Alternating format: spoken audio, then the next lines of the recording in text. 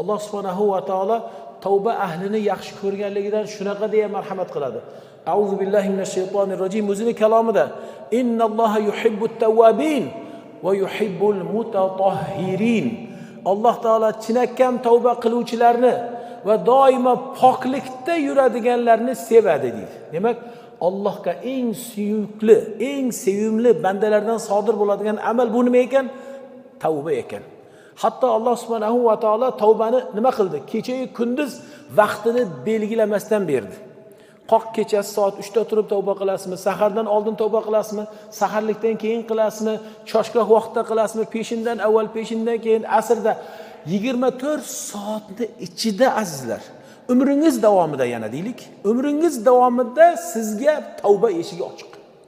Tavba qilaverasiz, Alloh subhanahu va taolo qabul qilaveradi. Faqat tavbani vaqti bor. Qachon?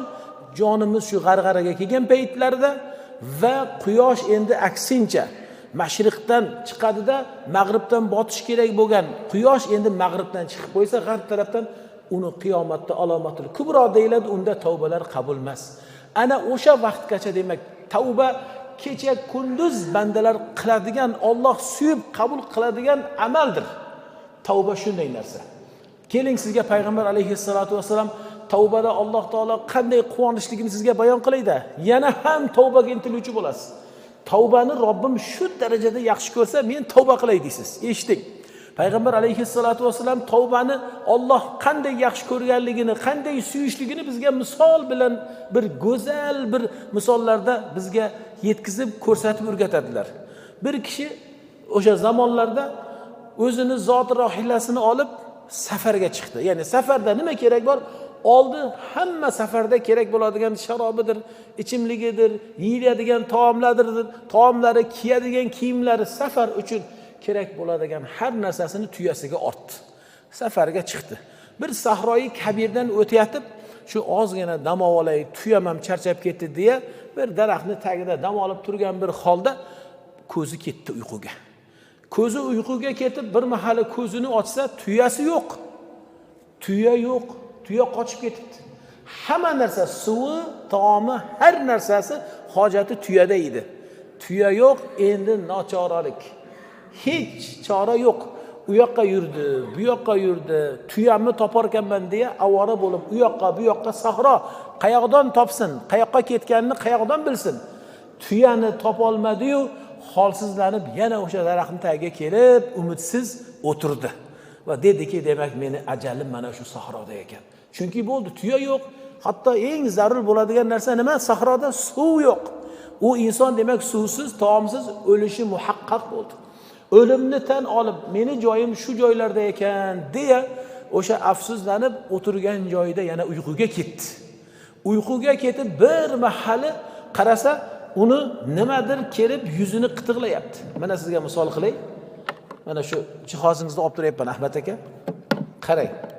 Kelyapti-da, haligi tuya yo'q bo'lib, umidsiz bo'lib turgan kishi bir mahali uyqudan uyg'onyapti. Nima deya?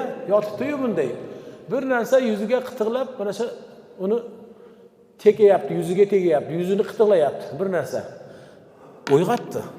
Qarasa, tuyasi kelib yugani egishgan paytda egam deb xidlab egasini boshiga kelib tursa, tuyani yugani kelib uni qitiqlayapti ekan.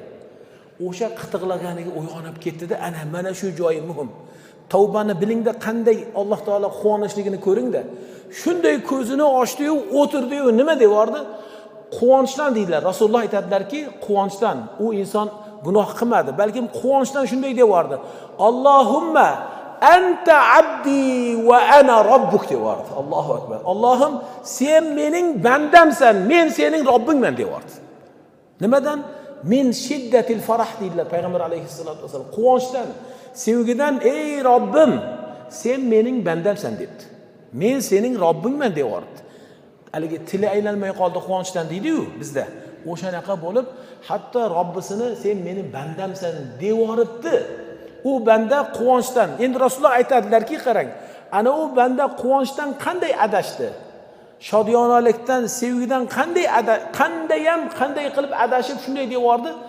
Quvonchdan. Endi Alloh taolo bandalari tavba qilganida o'sha quvongan bandadan ham ko'proq quvonuvchidir dedi. Allohu akbar. Bundan keyin nahotki siz aynan tavbada umidsiz bo'lasizmi? Umidsiz bo'lmaysiz, yoshlar, hech ham umidsiz bo'lmang.